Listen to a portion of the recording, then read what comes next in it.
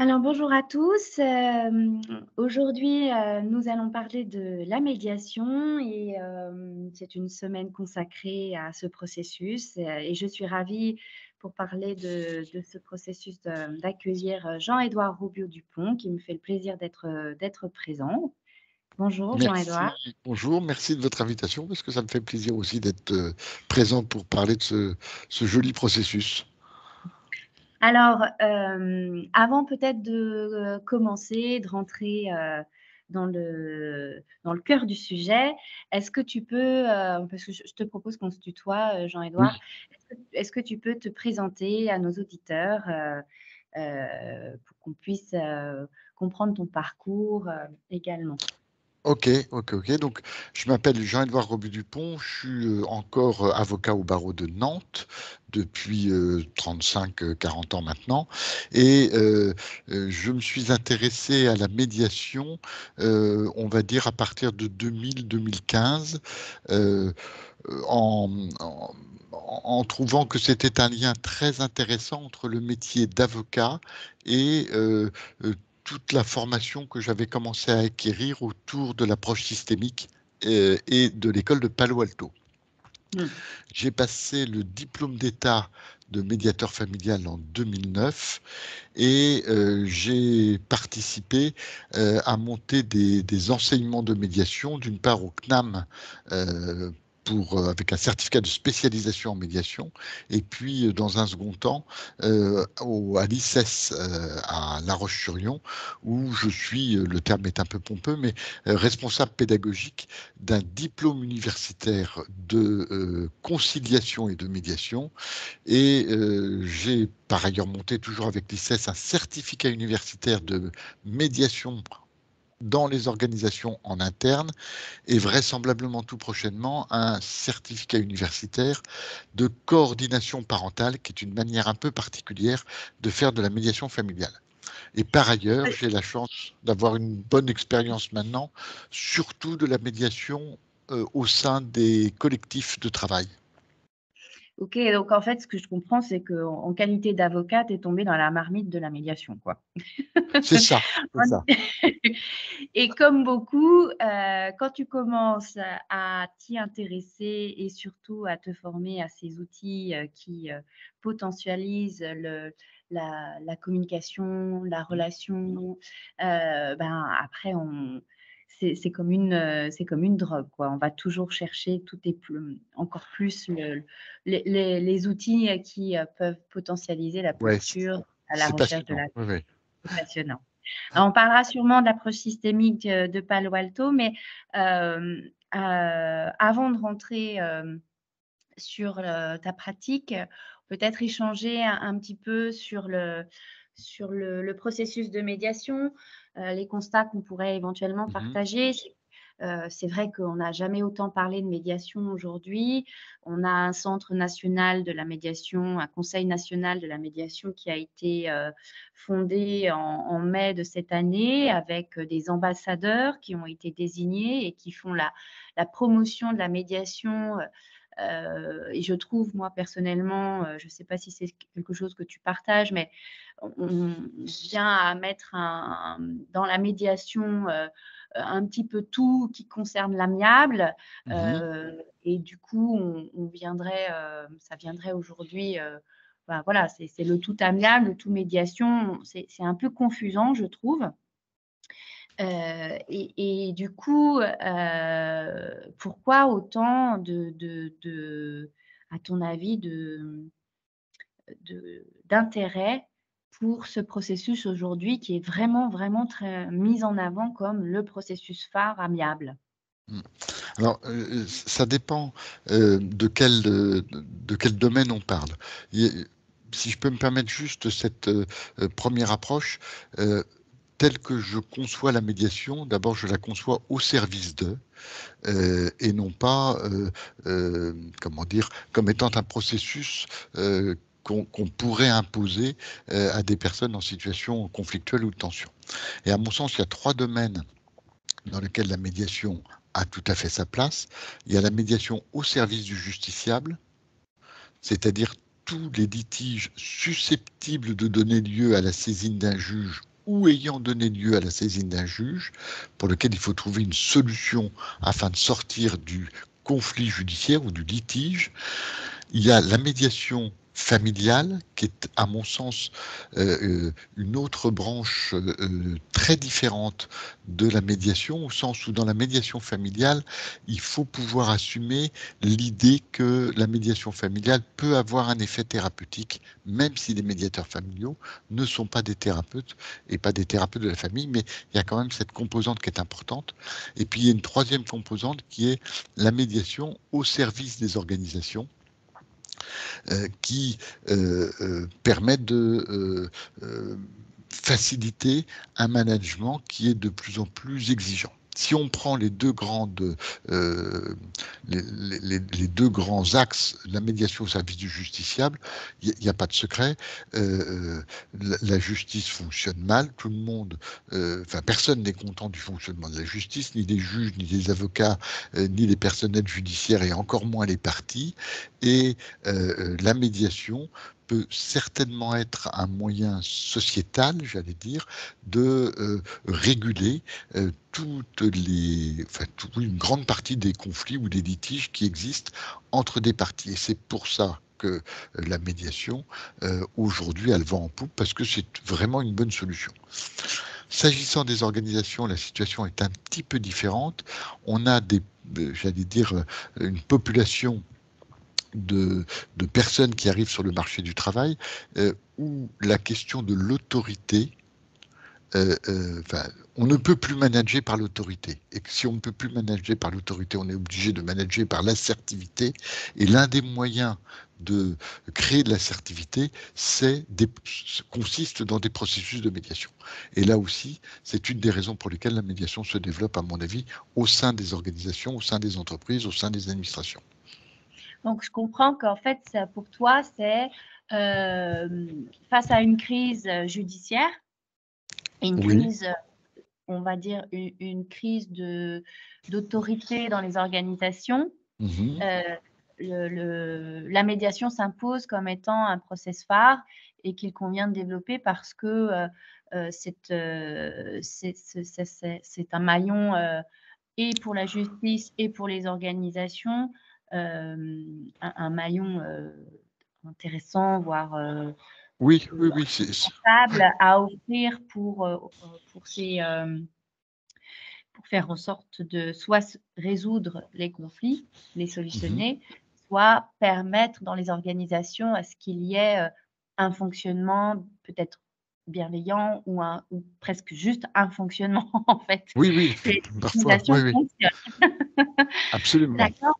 La médiation familiale étant particulière parce que c'est sûr que je suis d'accord avec toi, je partage l'idée qu'il y a un effet thérapeutique et c'est pas un gros mot que dire que non, en tout non, cas non. pour moi, que dans la médiation, il y a cet effet familial en tout cas, un effet thérapeutique et je dirais de manière générale en fait, peu importe, où on se trouve, dans quelle relation on se trouve, il y a cet effet-là et en avoir conscience peut être plus aidant parce que être outillé pour faire face à cet effet thérapeutique, c'est toujours mieux qu'autre chose.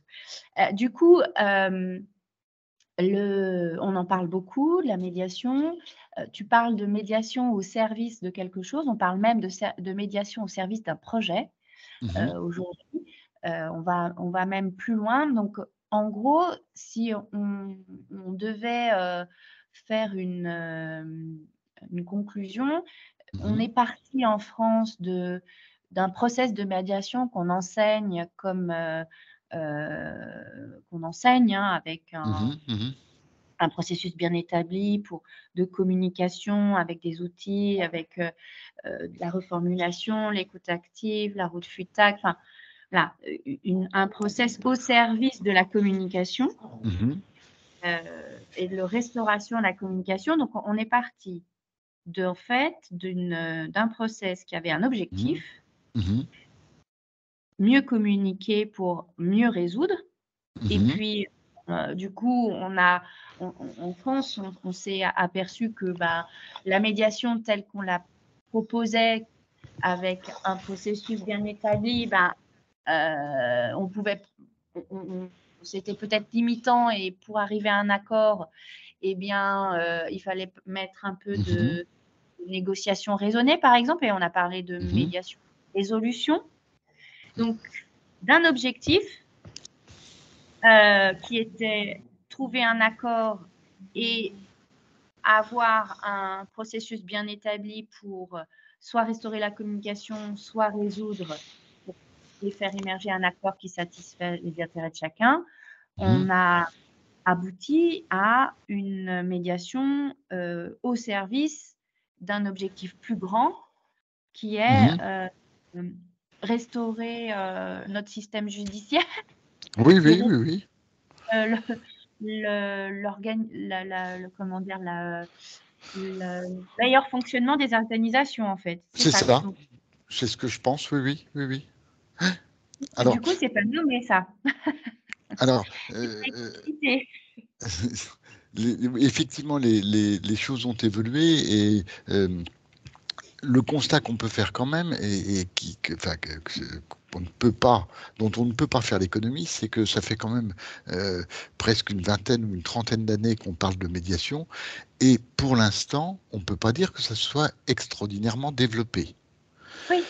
Et donc, ce constat-là pose une question. On explique la situation par le fait qu'on serait latin et que on a un côté village gaulois d'Astérix et qu'on aime bien le conflit. Moi, je ne crois pas une seconde à ce genre de théorie. Je pense que si la médiation n'a pas encore trouvé son envol, et je risque d'être un peu provocateur en le disant, c'est à cause des médiateurs. Parce que enfin, c'est à cause. Les médiateurs ont leur part et ont leur grande part. Parce que la médiation, comme tout process ou comme toute chose qui se crée, c'est un peu rigidifié pour exister. Et pendant très longtemps, on a conçu, enfin certains et un grand nombre, ont conçu la médiation comme étant la mise en œuvre de ce qu'on appelle la route Chutac. Et les médiateurs ont dit aux parties en conflit, moi je sais comment faire, je vais vous faire passer par la route Chutac et vous allez voir, votre conflit va être résolu. Mais ça ne considère pas, ça n'intègre pas ce dont ont besoin réellement les personnes qui pourraient recourir à la médiation. De sorte que aujourd'hui qu'on s'aperçoit de cet échec, et puis aujourd'hui que tout le monde progresse, on se rend compte qu'il faut trouver un moyen ou enfin, oui, un moyen de faire de la médiation qui intègre l'intérêt des personnes à qui elle est destinée ou qui souhaitent s'en servir. Il y a des gens qui vont venir vous voir en médiation et qui n'ont strictement rien à faire d'améliorer la qualité de leur relation. Ils n'ont qu'une envie, c'est d'améliorer la qualité de la séparation dans laquelle ils sont, et ils veulent pouvoir ne plus entendre parler de l'autre, c'est-à-dire se séparer de lui, trouver une solution, une somme, et on n'en parle plus. Il y en a d'autres, notamment par exemple en matière familiale, où par la porte ou par la fenêtre, on ne peut pas se séparer de l'autre, puisque par exemple on a des enfants ensemble. Donc la médiation, elle doit s'adapter aux besoins que les parties ou que les personnes qui y ont recours ont. Et cette adaptation nécessite je le pense, dépasser le modèle qui a été initialement envisagé et construit. Je pense notamment à la route Futak. L'idée, en fait, enfin, le constat qu'on peut partager, c'est que, bien entendu, la posture du médiateur est centrale dans la conduite du process. Et là où je te rejoins, c'est qu'on peut se questionner sur la qualité de cette posture pour un grand nombre de médiateurs depuis 1992, où une formation a été donnée avec des outils qui semblaient être révolutionnaires à l'époque, mais qui aujourd'hui heu, sont peut-être limités et qui demande peut-être, en tout cas pour le médiateur, à aller chercher d'autres, outils dans d'autres disciplines pour potentialiser sa posture dans un objectif précis. C'est ce que tu expliques, c'est, faire en sorte que ça colle aux besoins des médiés. Alors une médiation au service des justiciables, au service, des organisations, et puis une médiation familiale vraiment, qui, a une fonction vraiment particulière. Et du Mhm. coup, la question de la posture qu'on vient de la posture du médiateur et les outils, dont il a besoin pour, potentialiser sa posture, vraiment c'est un débat à mettre sur la table aujourd'hui parce Oui, qu'on est face à quand même une opposition presque dogmatique. En tout cas, c'est ce que je perçois moi. C'est-à-dire quand tu vas essayer de chercher dans d'autres disciplines des choses pour pouvoir potentialiser la posture, c'est comme si on viendrait dire: «Ah bah non, ça fait pas partie du process de médiation», et on oui, va parler, par exemple, bah, je sais pas, de l'approche systémique, du coaching, de plein de choses qui viennent s'entremêler et qui peuvent, aussi poser question de ce qu'est la médiation. oui, C'est à oui, force d'y mettre plein de choses, peut-être qu'on vient dénaturer aussi le processus. Mais on reste sur le débat et le questionnement.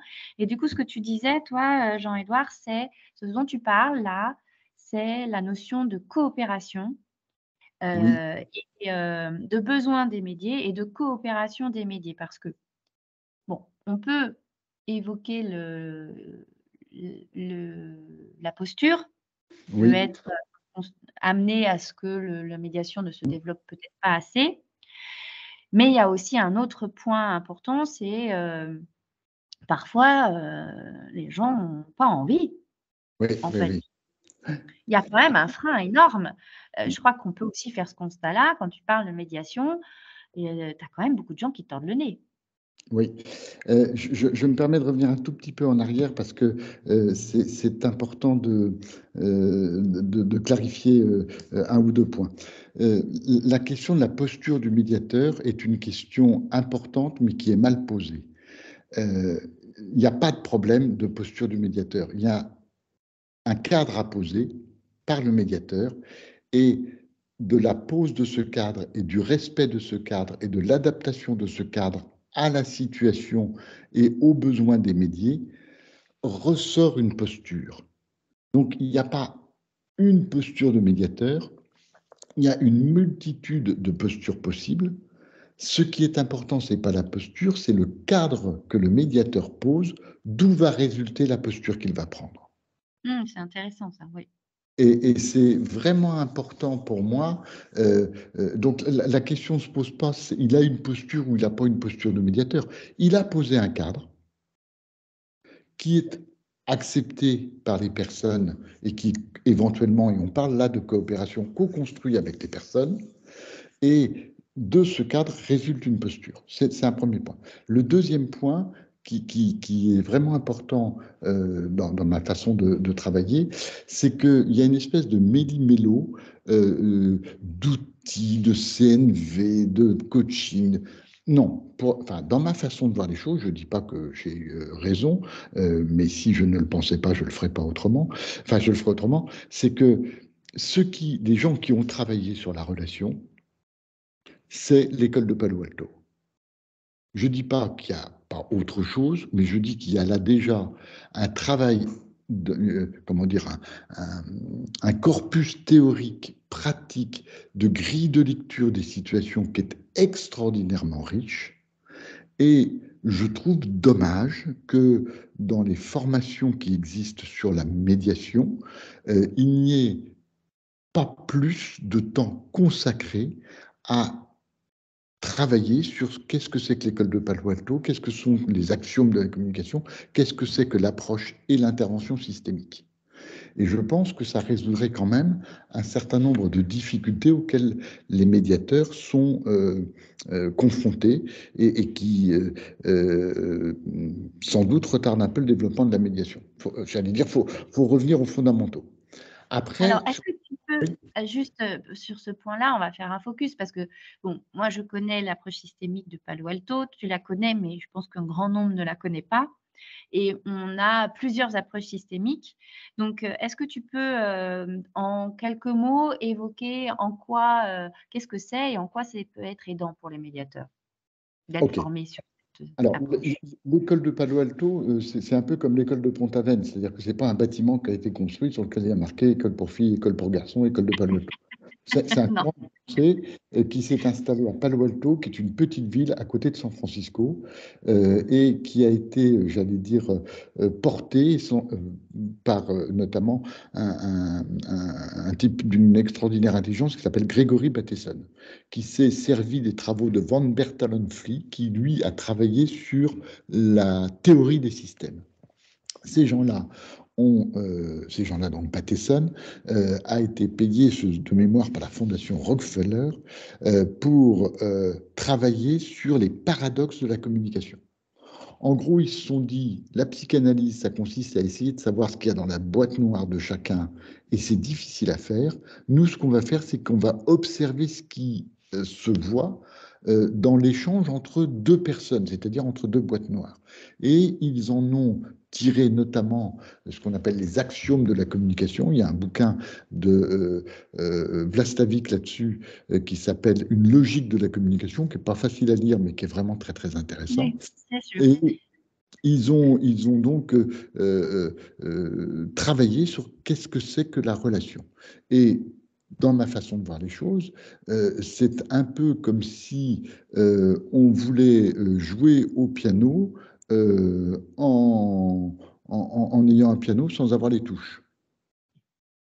Faire de la médiation sans l'école de Palo Alto, c'est faire du piano sans les touches. Alors, on arrive à faire, oui, on arrive à faire des trucs. De temps en temps, c'est harmonieux, mais on n'a pas la grille de lecture, on n'a pas la méthode. Et pour moi, la méthode, elle vient, enfin, elle se nourrit, elle se construit sur les bases de ce que l'école de Palo Alto a mis au point. Alors, je suis assez, comment dire, intransigeant là-dessus. Euh, la CNV, ça vient de l'école de Palo Alto. La PNL, c'est une modélisation de l'école de Palo Alto. L'orientation solution, c'est une des branches de l'école de Palo Alto. L'approche stratégique de Nardone, c'est encore une autre branche de l'école de Palo Alto. Et je pense vraiment que la médiation va gagner en qualité et en efficacité le jour où on viendra aux fondamentaux et où on travaillera la médiation sur ce qu'elle est, c'est-à-dire sur un travail sur la relation. L'école de Palo Alto, elle conçoit, et l'approche systémique, elles conçoivent, j'allais dire, le monde en termes de systèmes, et les systèmes sont des endroits de circulation de l'information. Et la circulation de l'information, elle se fait par le biais, par le vecteur d'une ou de plusieurs relations. Une fois qu'on a pigé ça, on a compris les trois quarts de l'école de Palo Alto. Hein. Oui, alors je te rejoins complètement. Cette approche systémique de l'école de Palo Alto est d'une profondeur, d'une richesse Mm. incroyable pour pouvoir dépasser certains freins. Oui, Euh, c'est ça qui est aussi très, très riche parce que la CNV, quand on l'utilise au sein de la médiation notamment, c'est aussi un outil extrêmement fort. Mais parfois, et c'est là la difficulté, c'est que parfois on se trouve au bord du chemin et on voit bien la résistance et on a du mal à avoir la grille de lecture. Et cette ouais. grille de lecture de l'école de Palo Alto est d'une richesse infinie et Mm. je complètement, les médiateurs auraient, et toutes les personnes qui travaillent Dans la relation. euh, Oui. dans la relation auraient vraiment à gagner à se former à cette approche-là Ah oui. systémique. Ça, c'est une certitude. Alors, ce que je te propose, c'est que je ferai sûrement un petit podcast autour de l'approche systémique parce que c'est Mhm, vraiment quelque mhm. chose d'une très grande richesse. Super. Oui, Et vraiment, du bravo. coup, du coup, pour revenir sur notre sujet, Ouais. donc le cadre, au service de besoins des médiés, des objectifs, d'un environnement et le cadre qui fait la posture du médiateur et du coup, ça questionne la formation forcément du Oui. médiateur qui, à notre sens, puisqu'on sait quelque chose qu'on partage, devrait vraiment s'enrichir, notamment de l'approche systémique de l'école de Palo Alto. Alors d'autres freins, Mhm. et c'est la question et c'était peut-être Oui, l'autre j'ai un peu approche, compris. c'est le médier, celui qui Le- veut pas rentrer. alors, Du coup, oui. c'est comment la grande question, c'est comment créer la coopération et qu'est-ce qu'il faut, à ton avis, pour conduire un bon processus de médiation? Ouais. Quels seraient les ingrédients, mais incontournables? Alors, à mes yeux, en tout cas, je travaille, enfin, je réfléchis pas mal là-dessus parce que c'est vraiment un sujet complexe, hein. Euh, C'est sûr. Là où j'en suis aujourd'hui, c'est que pour moi, la base, les fondations, j'allais dire les pieux quand on fait du bâtiment dans des sables mouvants, c'est la sécurité. Euh, les personnes ne vont pas venir faire de l'amiable, ne vont pas venir en médiation, ne vont pas participer, ne vont pas coopérer à une médiation si elles n'ont pas, à minima, un sentiment de sécurité. Comment est-ce qu'on crée ce sentiment de sécurité? Il est assez simple, à mon sens. Ça consiste à poser un cadre. Et dans ce cadre, les éléments qui sont les éléments les plus importants de la sécurité, c'est la confidentialité, c'est le fait que le médiateur a une méthode, c'est-à-dire un peu plus qu'un processus, de la rigueur et des étapes, même s'il va les adapter au fur et à mesure. Mais la personne sait a priori par où on va passer pour arriver à éventuellement trouver un accord. Et troisièmement, et ça ressort peut-être plus de la notion de posture, la certitude que le médiateur ne va pas avoir de jugement sur la position prise par tel ou tel médié. Donc ça, Alors, pour toi, ce on- sont les principes essentiels de la conduite, pour oui, la bonne conduite d'un et processus. le non-jugement, c'est un peu différent de l'impartialité parce que quand je suis médié, quelqu'un d'impartial, le médiateur, il est impartial s'il est un tout petit peu plus de mon côté, parce que c'est le seul moyen que j'ai d'être sûr qu'il n'est pas un peu plus du côté de l'autre. Et le non-jugement, c'est un peu différent, ça consiste à dire, monsieur ou madame, si vous pensez ça, si vous dites ça, je peux même vous dire que ça me surprend, je peux même vous dire que ça me choque, mais quand même, je pense que si vous me le dites, vous avez une bonne raison de me le dire. Vous avez une bonne raison de le penser. Et Mmh. ce dont j'ai besoin, c'est d'accéder à cette bonne raison parce que pour l'instant, je n'y ai pas accès. Et quand on discute avec quelqu'un sur ce fondament, sur ces fondements-là, sur cette façon de faire-là, euh, les personnes se sentent en sécurité parce qu'elles ne se sentent pas jugées. C'est évident qu'on peut avoir une opinion différente de quelqu'un d'autre. Ce qui ne va pas, c'est que votre opinion n'est pas la bonne, sans essayer de comprendre la raison pour laquelle elle a ou elle n'a pas cette opinion. Donc vraiment, ce socle de sécurité, c'est le premier point par lequel il faut passer. Et j'allais dire l'argument rhétorique d'autorité, qui consiste à dire j'ai un processus, je suis médiateur, j'ai un diplôme universitaire, etc., ne suffit pas à créer de la sécurité. Mmh. C'est le cadre avec confidentialité, méthode et non-jugement. Le Alors, deuxième, ouais, oui, donc ce qui veut dire que quand tu reçois quand tu parles de la médiation à une mm, personne, tu lui expliques, en gros, comment cette médiation va être conduite, quels sont les principes essentiels et ce sont de l'ordre de, je pose une méthode qui vous permet d'être en sécurité et je n je la seule chose qui est importante à comprendre, c'est que je n'ai pas de jugement à avoir sur le positionnement de l'un ou de l'autre, mais c'est plutôt à comprendre ce positionnement-là pour aider à à dénouer le problème.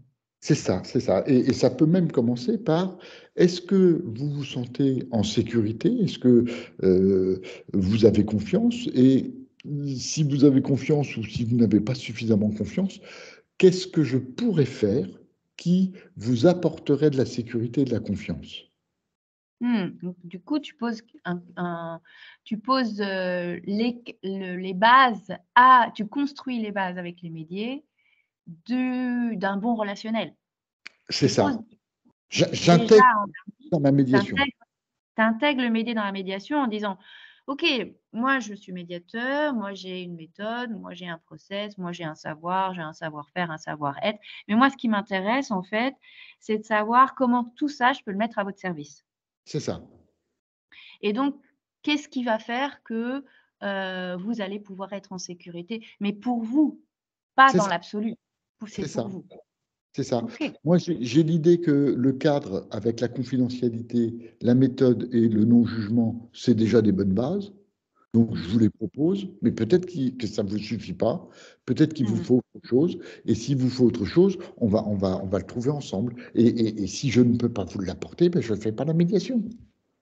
Donc en fait, c'est comme si tu posais avec eux, des règles relationnelles dans lesquelles vous allez vous, inscrire et Exactement. les uns et les autres. OK. Exactement.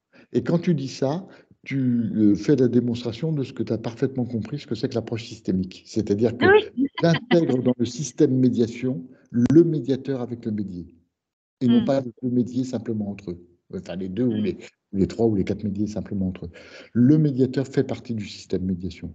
Et il est Oui. obligé de s'intégrer et, et d'intégrer le médier dans une relation qui va permettre de construire quelque chose. Et ce qui va permettre de construire quelque chose, ça passe d'abord par un sentiment de sécurité. Mmh. Ok. OK. Le deuxième point, qui est, à mon sens, assez intéressant aussi, et dont on ne se préoccupe pas assez, c'est de s'assurer que le médié se sent capable d'amiable. Alors ça, c'est une sacrée histoire, hein, se sentir capable d'amiable. Euh, Parce que, alors ça vient d'une théorie, hein, d'un psychologue qui s'appelle Albert Bandura, qui était un psychologue suisse, qui a écrit un énorme bouquin. Faut pas le lire tout entier, mais l'essence du bouquin est magnifique. Il parle du sentiment d'auto-efficacité.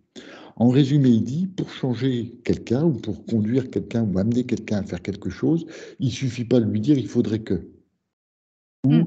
la raison conduirait à ce que. D'abord, il faut savoir qu'il y a quelque chose qui ne va pas. Il y a des gens qui pensent que ça va bien alors que d'autres pensent que ça ne va pas. Bah, c'est quand même celui qui pense que ça va bien, même si ça ne va pas, qui a raison.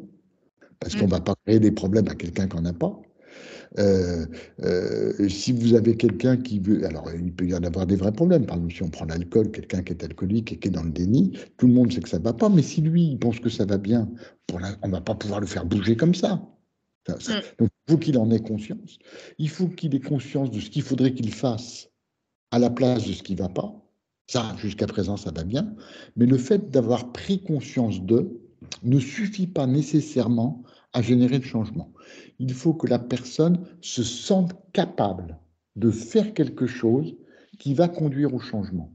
Et si on rapporte ça à l'amiable, il faut que la personne se sente capable d'aller ou d'envisager de manière peut-être extrêmement ténue, mais d'aller par exemple vers l'amiable. Si j'arrive en médiation avec l'idée que j'ai raison et que je veux que l'autre reconnaisse que j'ai raison, en cet état-là, je ne fais pas preuve de capacité à aller vers l'amiable. Si Ah. je vais à la médiation alors que je veux que la décision soit prise par un tiers, je ne fais pas preuve de capacité à l'amiable. Un vaste sujet que déjà que la conduite du changement et la conduite du changement à l'amiable, parce que C'est ça ça, veut dire forcément prendre conscience déjà pour soi et prendre conscience de l'autre. c'est ça, c'est ça. Et donc là-dessus, je suis en train de travailler sur un questionnaire qui a pour effet de réunir, j'allais dire, ces trois éléments, c'est-à-dire est-ce que le fait du contentieux est une bonne chose ou pas? Si le contentieux n'est pas nécessairement une bonne chose, qu'est-ce qu'il peut y avoir d'autre et pourquoi pas de l'amiable? Et si c'est de l'amiable, qu'est-ce qui vous rendrait capable, qu'est-ce qui vous permettrait d'aller ou de faire un premier petit pas vers cet amiable-là? Mais la Oui. construction d'un tel questionnaire demande, enfin, c'est pas un questionnaire pour avoir des réponses, c'est un questionnaire pour susciter un changement. Donc, il est assez complexe à mettre en place et pour l'instant, je suis pas encore au point là-dessus. On est sur de la conduite des objectifs aussi. En quoi le fait que tu vois, ce dont tu me parles, ça me fait penser à un outil de coaching. C'est en quoi le processus ou la médiation qu'on mettrait en place peut être un quelque chose de bénéfique pour vous. Donc, il y a ce point-là, et Alors, surtout, quelles seraient les limites, et quelles seraient absolument. les limites pour vous, et qu'est-ce que vous pourriez mettre en œuvre pour dépasser ces limites? Qu'est-ce qui vous serait, vraiment, Utile. utile? Voilà, et Et c'est vrai que ce questionnement-là, pour, les médias, mais de manière générale, mmh, si tu y vas par là, la notion d'engagement dans l'engagement, dans l'amiable, elle est, pourquoi on se la pose? C'est parce que, c'est la pierre angulaire de la réussite du processus. Si c'est le mmh, médiateur qui conduit, qui conduit à la construction de l'accord, il y a, allez, 50, voire même peut-être plus, de risque que ça échoue, ou que bien ce qui est sûr, mis en œuvre, ne réponde qu'aux besoins du médiateur et pas aux besoins des médiés. bien Donc, sûr. la pierre angulaire, c'est l'engagement, et quand tu travailles à l'amiable, c'est vraiment central, mais ça de manière aussi générale. Oui, Si tu c'est le parles carburant dont on a besoin pour que le processus puisse démarrer exactement. et, et rouler. Donc, comment est-ce qu'on suscite cet amiable? C'est une question qui est délicate et on ne trouve pas la réponse dans la route Futac, hein. Ah non, Euh, ça c'est sûr. voilà. La route Futac, elle commence quand tout le monde est d'accord pour être d'accord. Donc, ça va, Mmh. ça fonctionne quand tout le monde est d'accord. Mais bon, donc il y a ça à faire. Je suis désolé, hein, j'ai rien contre Monsieur Futac que je ne connais pas personnellement. Non, Je mais je trouve que ce qu'il a fait au moment où il l'a fait était vraiment formidable parce que c'est le premier à avoir, comment dire, schématisé quelque chose qui était incompréhensible pour beaucoup. Donc, non, mais l'idée n'est pas d'être dans le jugement, Jean-Edouard, c'est juste de considérer les limites, c'est tu ça. vois? De ce qui peut être proposé là, aujourd'hui, et qui font que, bah, de 92 à 2023, il y a pas d'émergence, réelle, et on est encore à parler, de difficultés à trouver, une voie, que ce soit une voie amiable. Allez, je vais le Mmh, présenter comme ça, une voie amiable qui soit, heu, comment dire? Forte, mmh, mmh, mmh. heu, venir seconder, un système judiciaire Un peu qui est en d'effrayant. déperdition. Et bon, on va pas parler heu, Oui, oui, non, mais comment évoquer les points. Est-ce que c'est bien? Est-ce que c'est pas bien que notre système judiciaire soit en déperdition? Est-ce qu'il faut aller chercher ailleurs? C'est pas le sujet, c'est savoir pourquoi ça dysfonctionne. Et là, on a mis le doigt sur 2 choses qui, à notre sens, sont vraiment très importantes. C'est la formation du médiateur avec des approches, qui pourraient venir augmenter, ses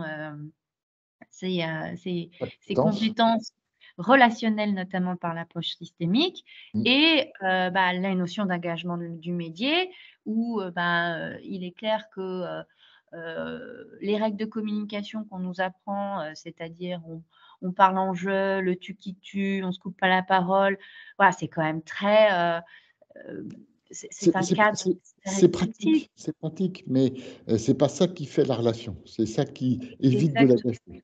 Ouais.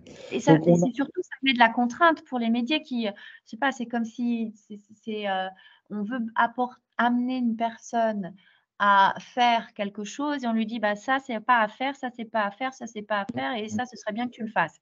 Alors, c'est c'est ça. sûr que c'est quand même compliqué C'est pour voilà, créer voilà, voilà. l'engagement. Et ça n'intègre pas le médier, ça impose au médier. Donc, une fois Mm. qu'on a fait ça, et à mon avis, je pense que quand on va réussir à travailler là-dessus, c'est-à-dire sur cette notion de sécurité, cette notion de se savoir capable d'amiable, là, je pense, enfin, en tout cas, je voudrais tester, je pense que la médiation va pouvoir démarrer mieux qu'elle ne le fait jusqu'à présent. Après, on retrouve quelque chose qui est plus classique, qui est la question de clarifier. Clarifier ses enjeux, clarifier les objectifs, clarifier les besoins. Et là, on Mm. retombe sur ce qu'on sait faire. Oui, tout à fait. Là, Ensuite, ouais, ouais, ouais, là, c'est bien bossé, c'est clair, c'est bien fait. Il y a des outils qui existent et c'est pas la peine de réinventer le fil à couper le beurre, ça tourne. mm, Ensuite, il y a l'idée de créer des solutions. Alors là, il y a deux manières de créer des solutions. Il y a une manière qui est orientée problème et une manière qui est orientée solution. La mm, manière qui est orientée problème, ça consiste à savoir quel est le problème, à analyser le problème et à éradiquer la cause du problème. mm.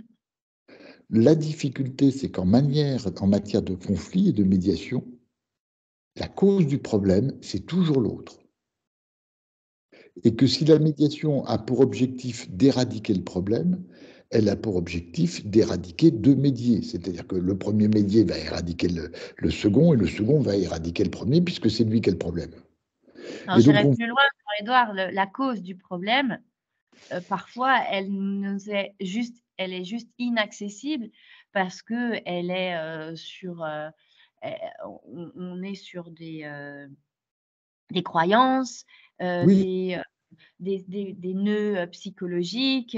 Et alors là, si tu commences à rentrer là-dedans, non seulement toi, en tant que médiateur, tu n'as pas forcément les compétences, mais en plus, tu risques de faire plus de mal qu'autre chose et puis d'y passer un temps infini parce que quand on est sur ce secteur-là, c'est 10 ans de psychanalyse ou c'est ça, c'est l'orientation de politique. Oui, voilà, oui, on est dans un autre lieu donc on est d'accord. Donc, sinon, l'autre piste, c'est non pas l'orientation problème, mais l'orientation solution. Et l'orientation solution, si on devait résumer cette façon de travailler de manière extrêmement réductrice, l'orientation solution, ça consiste à identifier ce qu'il y a à la place du problème quand il n'y a plus le problème. Alors là, tu vois, je sens dans son silence il va le, falloir que tu détailles. le- le côté tour de passe-passe. Si on veut être un peu grossier, on pourrait presque parler de l'état désiré, par exemple, en PNL. Mmh. Hein. L'idée, c'est de te dire, par exemple, tu as un problème, enfin, tu es en but, tu as une difficulté relationnelle. Bon, tu viens me voir, ok, je te dis, bah écoute, oui, c'est quand même un truc qui doit être difficile à vivre, etc. Je ne sais pas si tu crois au miracle, mais en tout cas, quand tu vas rentrer chez toi ce soir, il y a forcément un moment où tu vas t'endormir et, miracle, le problème relationnel pour lequel tu es venu me voir a disparu. Tu te réveilles le lendemain matin, mais tu ne sais pas qu'il a disparu puisque tu dormais. À quoi tu te rends compte à ton réveil qu'il n'y a plus ce problème relationnel? Alors, j'ai fait ça dans une médiation familiale et monsieur m'a répondu, ben, on est samedi matin, puisque je les recevais le vendredi soir, je me réveille et je suis serein. Je dis, ah bon, alors ça c'est quand même formidable. Qu'est-ce que vous faites quand vous êtes serein comme ça le matin? Eh ben, vous voulez que je vous dise, la première chose que je fais, c'est de prendre un bon petit déjeuner. Je dis, oh, ça, ok. Et puis, qu'est-ce qui se passe ensuite? Eh ben, je vais chercher mes enfants chez leur mère. Je suis assez détendu. Je ne fume pas dans la voiture. Je n'ai pas fumé 3 clopes. Et j'entends madame dire, ah, ça, c'est sûr que si tu pouvais ne plus fumer quand tu viens chercher les enfants, ce serait un progrès considérable. Je me suis dit, bah oui, mais si je suis serein, je fume plus. Enfin bon, et j'arrive, on discute un peu sur le pas de la porte. Éventuellement, je prends un café avec la mère des enfants pour savoir comment s'est passée la semaine. Ah, ça, ce serait vraiment formidable, dit madame, depuis le temps que je souhaite qu'on puisse passer un petit temps quand l'un ou l'autre vient chercher les enfants chez l'autre pour qu'on sache comment est-ce que ça s'est passé. Et vous voyez, enfin, tu vois, on a Mm. créé, on a imaginé ce que doit être la relation quand la relation fonctionne bien, c'est-à-dire quand il n'y a plus de problème de relation. Mm. Et là, En on a fait, dit, c'est imaginer comment quels seraient moi parlerais d'objectifs, mais toi tu parles de solutions. Tu éradiques le problème, c'est imagine, moi j'utilise beaucoup la baguette magique. oui, Si vous aviez une baguette magique, comment c'est même pas comment, c'est qu'est-ce que, c'est pas le comment, mais la baguette magique de quel serait votre idéal là, oui, oui. vraiment, votre objectif. Alors, là, ce que je viens de te décrire, ça a un nom, hein, ça s'appelle la question miracle, et ça a C'est ça. été mis au point par un type qui s'appelle Steve de Chaser, qui est j'allais dire, le premier promoteur de l'orientation solution ou de la thérapie centrée sur les solutions. Et en médiation, c'est une manière de faire qui permet d'aller extrêmement vite. Et Extrêmement c'est pas vite. la Ah oui, ouais. c'est Une sûr. fois qu'on a créé des solutions, on s'aperçoit que ce qui fait que les parties signent un accord, c'est qu'ils considèrent que cet accord est juste. On revient au même problème que tout à l'heure. Un accord juste, à mes yeux, pour être sûr qu'il soit juste, il faut qu'il soit un tout petit peu plus juste pour moi que pour l'autre. Mmh. Là, on repart dans une compétition, dans une escalade, là où la médiation a pour objet, c'est ce que dit Annie Joly, qui est une femme psychologue médiatrice qui a formé beaucoup de médiateurs. La médiation, dit-elle, est une façon de passer d'une relation de compétition à une relation de coopération. Donc il faut éradiquer dans la médiation tout ce qui fait passer, ou tout ce qui risque de faire revenir à la compétition pour se concentrer sur la coopération. Et plutôt que de parler de juste, il est préférable, de mon point de vue, de parler de éviter l'injuste. Mmh. C'est beaucoup plus facile d'éviter l'injuste. Alors c'est moins satisfaisant, hein. C'est même pas l'optimal. C'est à minima ce dont j'ai besoin, parce que le plus important, c'est pas ce dont j'ai besoin, le plus important, c'est de sortir de la situation relationnelle dégradée. Pas à n'importe quel prix, mais c'est l'objectif principal.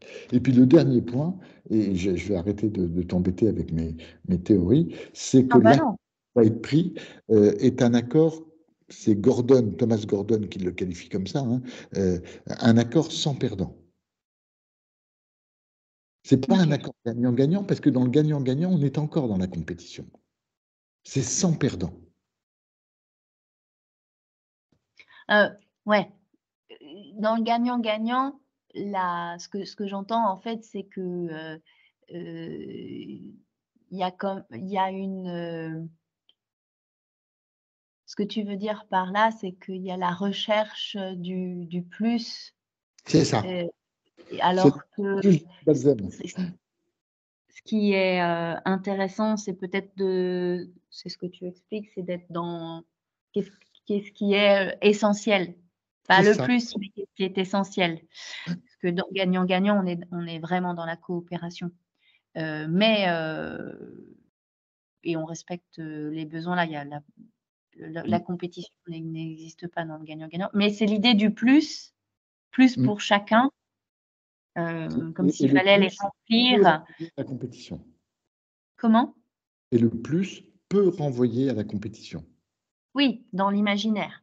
Ouais, ouais, ouais. Alors que si tu es si tu poses un imaginaire d'essentiel, Mhm. heu, ouais, ça ne crée pas peut-être une dynamique, pour les médias en tout cas, parce qu'on peut venir avec toute notre savoir, tous nos concepts, et savoir très bien ce qu'il y a derrière les concepts du gagnant-gagnant, mais pour les médias, c'est pas forcément très accessible, c'est pour les gens de manière générale, hein. Absolument, Mais absolument. Mais c'est ce à mais quoi le médiateur, lui, qui pose le cadre et qui tient le cadre, mmh, c'est ce à quoi il doit être attentif. mmh, Alors, si tu veux, derrière chacune de ça peut quasiment construire une pyramide, hein.